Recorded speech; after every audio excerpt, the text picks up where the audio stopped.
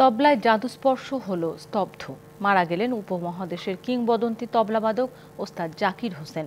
যুক্তরাষ্ট্রের সান ফ্রান্সিসকোর একটি হাসপাতালে চিকিৎসাধীন অবস্থায় ৭৩ বছর বয়সে মারা যান তবলার এই জাদুকর।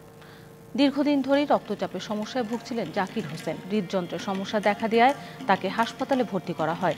শারীরিক অবস্থার অবনতি হওয়ায় ২ সপ্তাহ ধরে তাকে রাখা হয়েছিল ভেন্টিলেশনে।